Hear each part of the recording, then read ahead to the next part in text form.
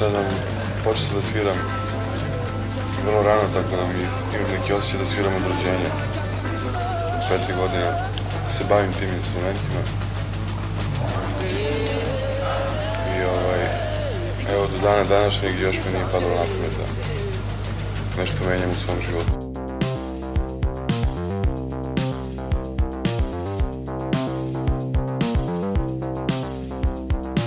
Njega je uzeo Boki Milošević nešto da svira sa njim. Oduševljen je bio njegovim talentom. A među vremenu mu je otac kupio Hammond orgulju. Laza je za 6 meseci tako napredovao da nisam mogao da prepoznam tog dečka. Ja sam odmah uočio da je pre svega inteligentan i izuzetno muzikalan.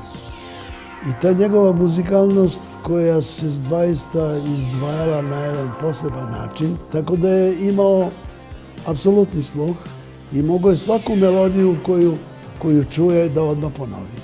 To je vrlo retko, jer takav talenat je ipak rezervisan za najizuzetnije umetnike.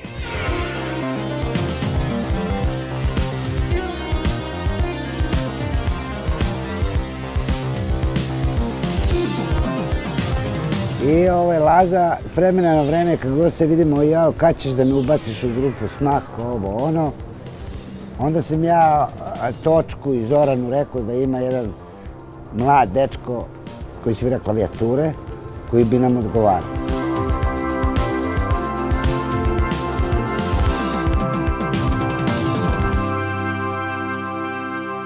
Pa ja i dan danas smatram da je Lazar Ristovski naš najveći klavijaturista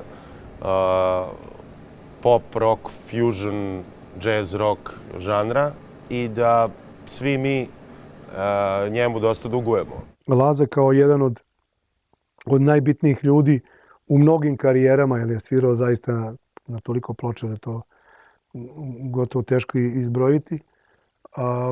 Je nama značio kao stariji brat koji je znao vrlo dobro da nas usmeri. Mi smo znali šta hoćemo, a s druge strane on nam je davao jedan potpuni drugi smisao.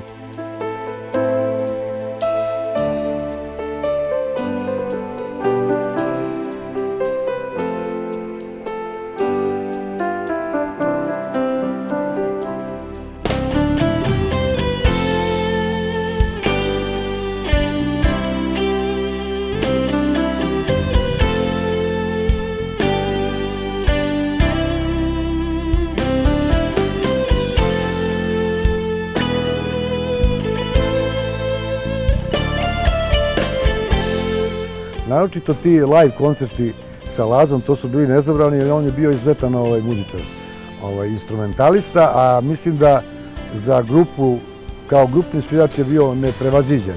Mislim da je ladno mogu da svira bilo gde u svetu jer je stvarno bio takav kapacitet.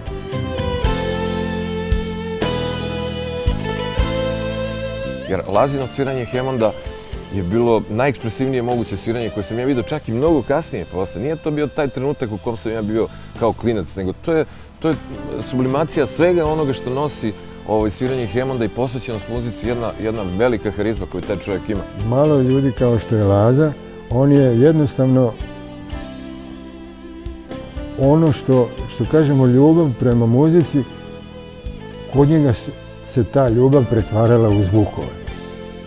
Po tome on je jedinstven i jedini i kao tako ga ja volim i tako ga pamtim.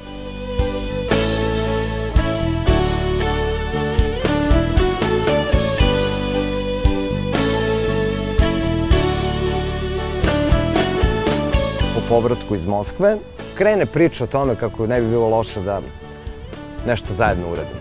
I ta ideja se rodila tada, 85. 6. godine. I tako, to je tinjalo nekih 10 godina. Početkom 90-ih su se stekli uslovi da mi to zajedno i napravimo. Znači, počeli smo jednu numeru da radimo kod Laze u studiju, to je numera koja zatvara taj album, zove se Bulevar 1994, po godini nastanka. Nju smo radili na drugačiji način od ostalih kompozicija. Slušali smo elektronsku muziku koja je nastajala do tada, od početka 70. godina, pogotovo nemačku elektronsku scenu, Kraftwerk, Tangerine Dream i slično, i izleteo je taj bulevar.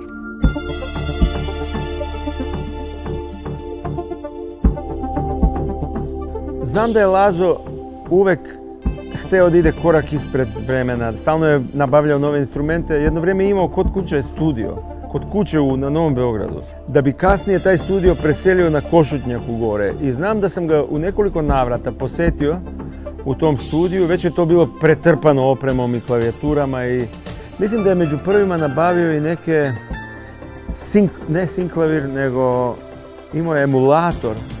PPG. Tako, imao je PPG, to je bio prva klavijatura sa tim sempliranim zvukovima. To su bili orkestri, to su pucale sa svih strana, zvuci su pucali. Puno tih zvukova je odštampano na tim nekim pločama iz tog vremena. Ali bio je jedan, nedavno mi je neki prijatelj poslao jedan snimak. To je bio snimak iz nekog beogradskog kluba, kada su jam session radili Miki Petkovski i Lazo Ristovski.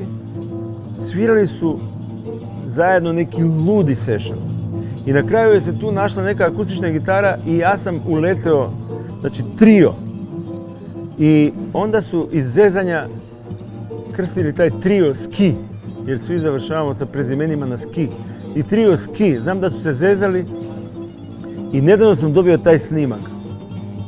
To je nešto neverovatno, mislim, taj session je nešto neverovatno. I ta strast prema muzici u tom vremenu nekom je upravo napravila tu ju scenu onakvom kakvu je i danas pamtimo. Suština sa Lazom kao pouzdanim saradnikom je bila u tome, prvo, naravno, izvrstan instrumentalista, drugo, vrlo kooperativan i treće, izuzetno vredan. I zato i stoji to da je on snimio ili učestvovao na snimanju oko 2000 ploča. Od toga su neke kompilacije, neki su zajednički, to jest albumi drugih ljudi, ali on bio jedan od onih majstora koji ti rešavaju gomilu problema. Laza treba da bude sretan i zadovoljan da je bio među prvima koji su dobili epitet čovek zvani orkestar. Što je nama tada rock muzika kao takva bila nekakva generacijska religija. Sve se pratilo.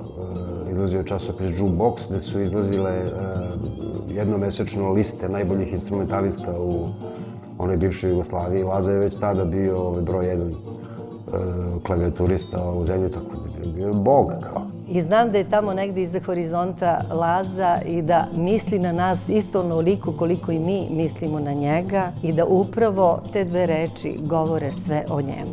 Mi smo jako bliski bili, zapravo ja sam bio oduševljen kao i svi drugi njegovim načinom svira, njegov osjećaj za muziku, posebno njegov osjećaj za Hammonda koji je u njegovim rukama bio jedan instrument koji može puno više nego kod drugih koji su ga svirali.